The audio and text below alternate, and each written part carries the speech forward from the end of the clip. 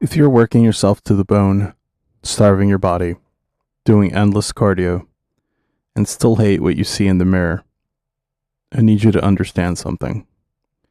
You do not lack discipline. You've just been handed the wrong blueprint. My name is Carlos Gomez. I'm a certified nutrition coach and fitness trainer. But more importantly, I'm the voice behind these videos and the founder of Technoholistica. I spent 14 years in the trenches, fighting addiction, eating disorders, and exhausting 16-hour kitchen shifts, trying to balance on the moving goalposts of trendy fitness advice. I didn't build this brand for the naturally gifted or the gym bros arguing over micro angles in the comments. I built it for the people who feel unseen and exhausted by the noise. Today, we are stripping away the shame and the exactism and looking at the absolute truths of your physiology at a molecular level.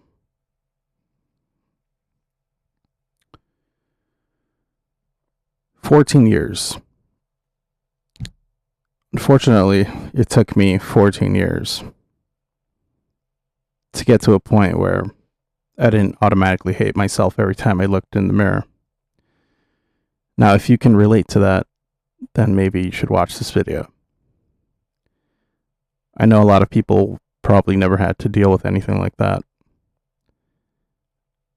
But it seems like there are some people that have been overweight, obese, and uncomfortable with looking at themselves in the mirror for what could be a better part of their life. And I recognize that's a very specific amount of people that I'd be talking to, but I wish that I had any kind of advice or guidance or mentorship, particularly 14 years ago, because I think it could have changed a lot of things if I knew some of these core principles or ideas. Let's see. Let me go into phase 1, the hidden reality. Well, yeah, like I said, I lived a double life. I was on the outside doing what I had to do, working many hours, manual labor, kitchen work, doing relatively well, I would say. But I had that secret, the secret that I didn't really care to talk with people about. And I said I hated my body, basically. I hated how I looked. And I kind of hated who I was at the time. I really put a lot of energy and stock into that narrative of hating and self-hatred or self-depreciation, all the negativity, basically. It was really high in my system, and it did not make things easier. It made things very difficult because you're fighting a two front war there, basically. You got depression and anxiety flanking you on the side while you have like regular life also. Yeah, so there's that. There's the internal conflict inside, raging inside, while you're doing some things that are good, or even most things that are good, right? You've got your full-time job, you got your responsibilities in order, but the other side was always this clash. And I think that's what I want to talk about today. It felt like an uphill struggle for me because the majority of my life I was not very aesthetic. I didn't really look I body composition wasn't really great to look at. And that was a big source of my negative emotions were coming a lot from that. Pause. There was a lot of insecurity there.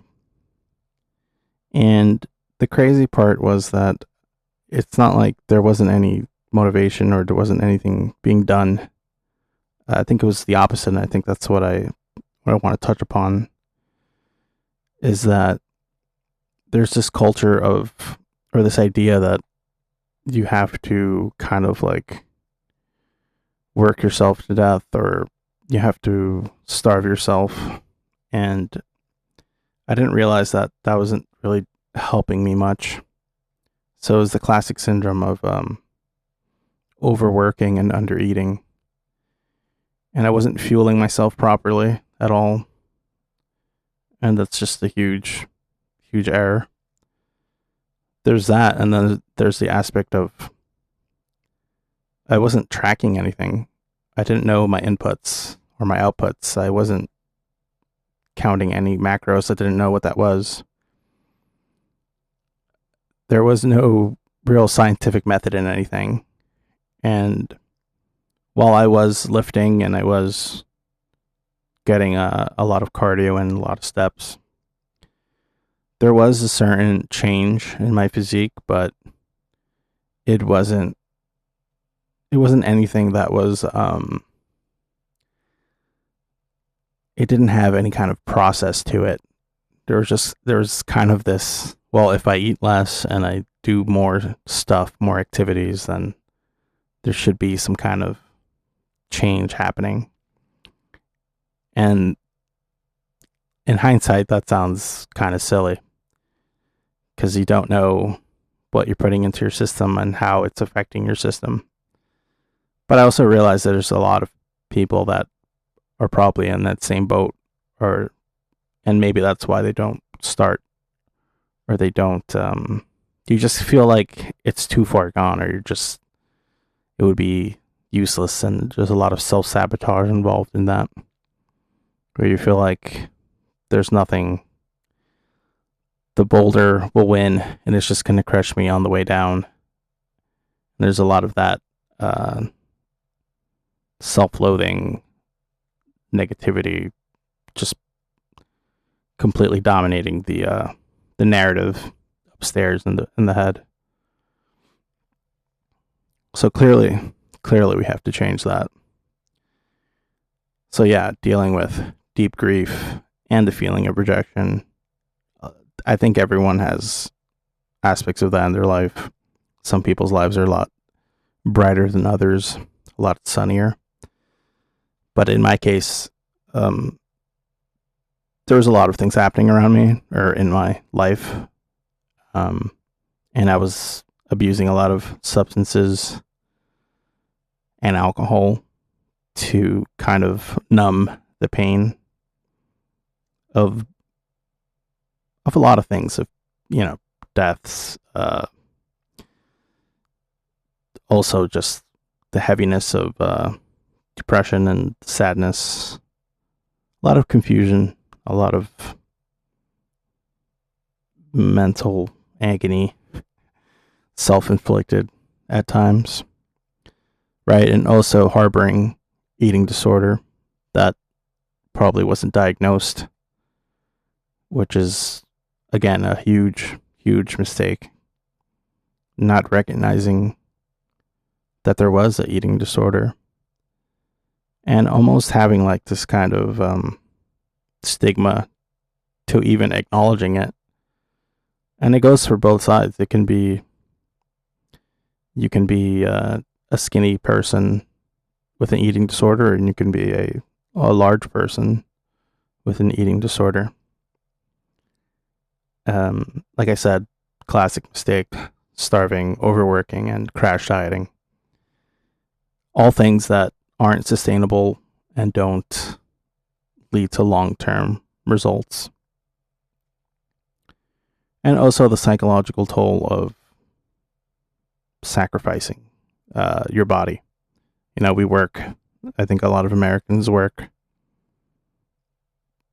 crazy amount of hours per week or every day. And there is that priority of, oh, I have to do this. And our minds, our bodies, they take a toll, and they take a backseat to just survival. And there does come a point where you have to kind of sort out what it is that you really want to work on and how much time and energy you can afford to invest in it before at some point down the line you want to change gears and start investing in yourself as opposed to just your bank accounts or whatever. Right. So there's this aspect. This could be mathematically incorrect, but I think it's fair to say that I was statistically more likely to be obese for the rest of my life, because unfortunately it does work that way. If you, for the majority of your life, have been overweight or obese, the longer that you do stay overweight, and it's just harder to come down after being overweight and having the habits and the psychological aspects that are imposed, or not imposed, but they're just there. They've been there longer than any other program. So that becomes more difficult. As they say, when you get older, your habits it's harder to change habits. And there's a big aspect of that as well, where you would statistically be an outlier if you decide to somehow turn things around. And I think a huge part of me making this brand or this company is, in a way, me saying it's not impossible. It isn't over. It's not something that, even if you're 35 or 65, all you need is 1 year. And I know that sounds like a lot, but if you think of, if I trade 14 years for 1 year of results or of motion, I think that if you could show me that in 3 months my body composition or my physique would be changing, and that there would be proof of something changing. And I think that's what we all would like. If you're in that boat, if you're overweight or if you're skinny, once you see that something is working, even if it's just the slightest amount of change, I think that plants like a seed of hope inside you, knowing that, okay, I have the right information, I have the right idea now, or I have better information. And if you can get to that point, it's really important. And I think it could really change a lot for someone. It changed a lot for me.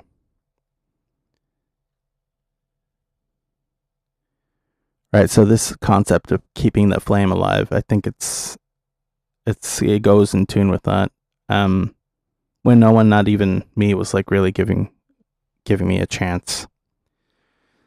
So I think when I say like to be the one to survive and keep the flame of love alive in your heart, it sounds a little deeper than maybe it should, but I think it could be that critical. It's just the way that you have to retain an aspect of positivity or an aspect of love inside that would drive you, or to like picture you're like, I don't know, Mount Everest or something, and you need to start a fire. And that one little bit of fire could really make that difference in maintaining that hope, that that possibility, the chance of a possibility. Um, I think it depends on who you are as a person. But if you tell me there's a, I'm not, it's like if you have cancer and you still have a chance of making it, I would rather believe in that small percentage than just accept that, the negative aspects will win always. And I'd recognize that's hard for a lot of people.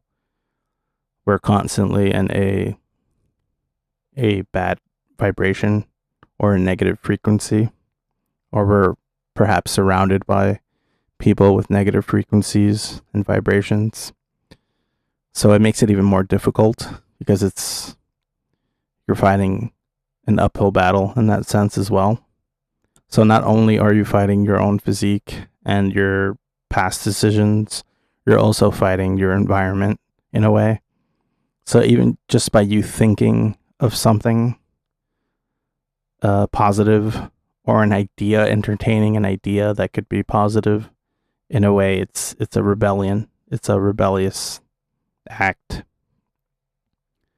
Whereas most people would assimilate and just fall in line. I think if you have some kind of warrior spirit, or some kind of, I don't know what you would call it.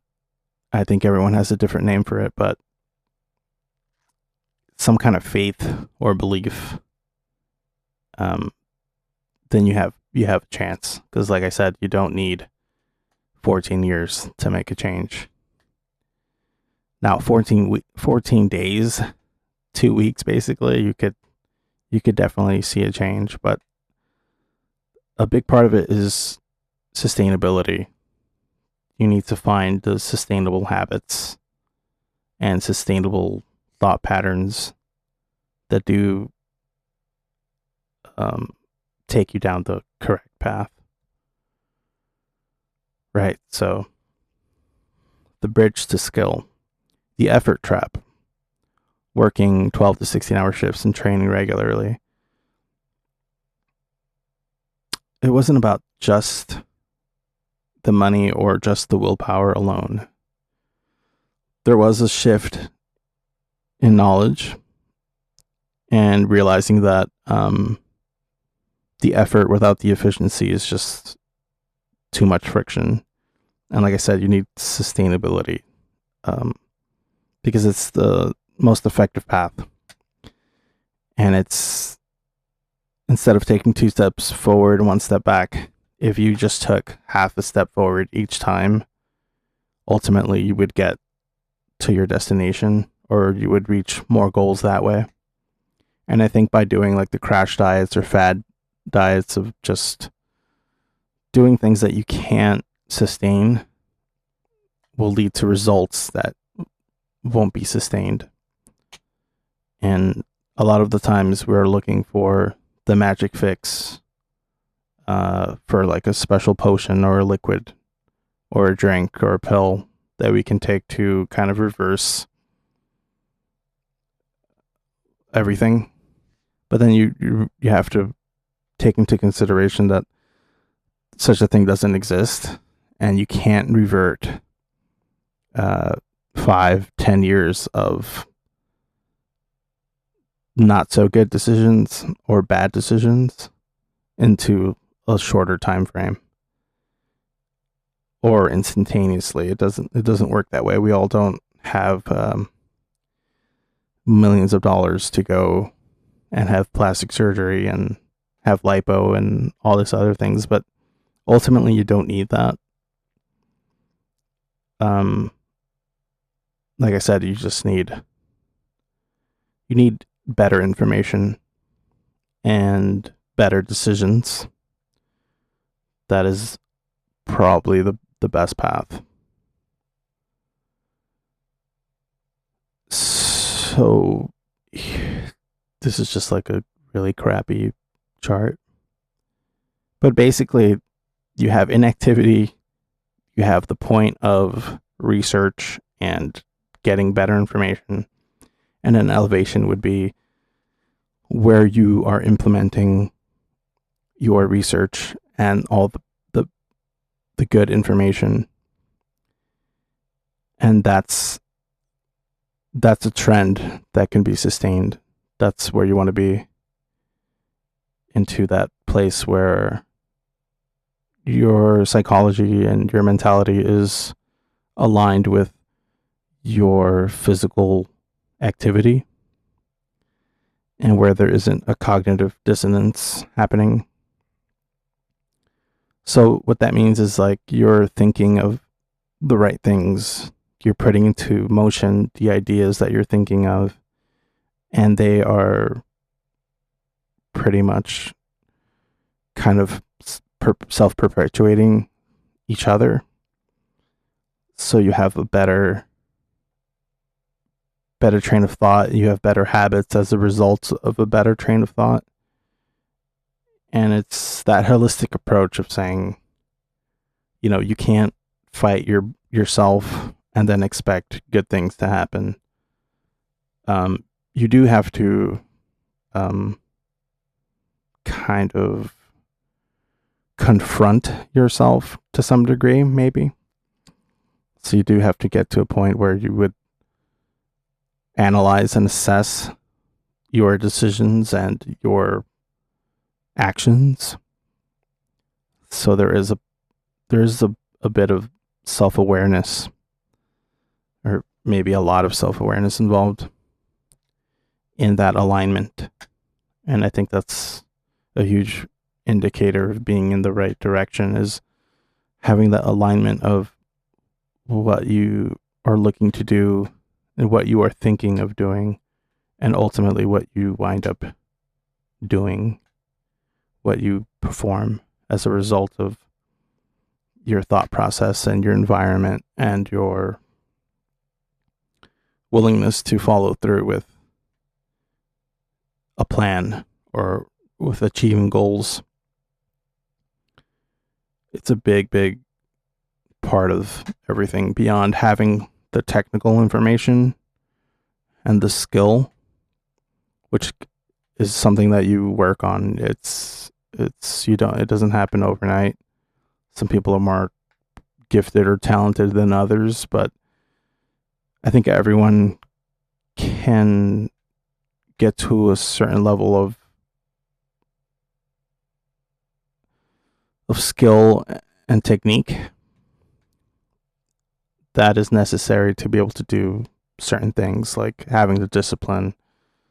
And again, your genetics and your DNA is going to play a part in everything.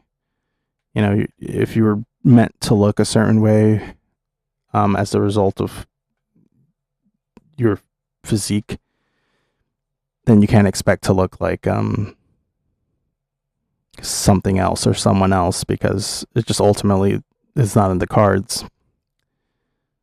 So what I mean by that is, like, if you have the physique of I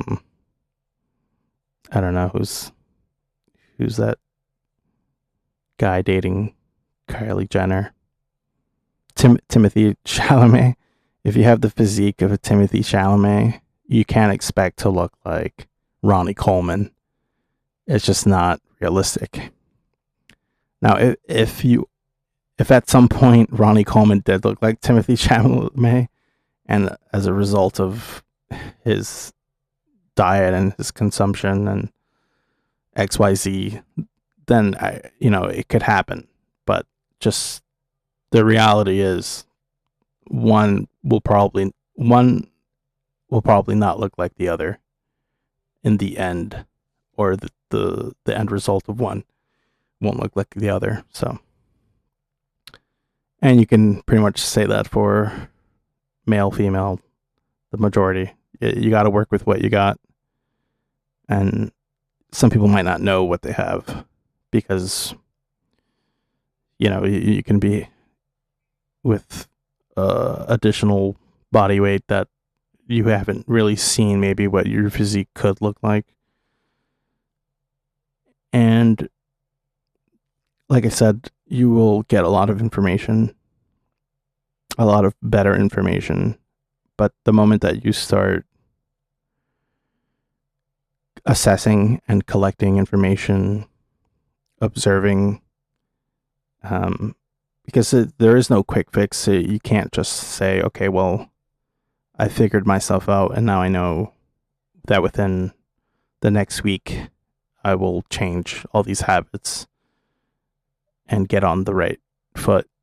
It is possible, but I think it's better to observe what you do and collect that information and then start implementing the changes, whether it be micro, macro, however if you can do cold turkey with certain things, or if you have the discipline to completely eliminate certain things that you know are not useful, then you can. But I always think that at least being aware of what you need and what you don't need is better than just complete ignorance, because that means you're understanding more. And that's ultimately what you need, is a better understanding of who you are and what you are.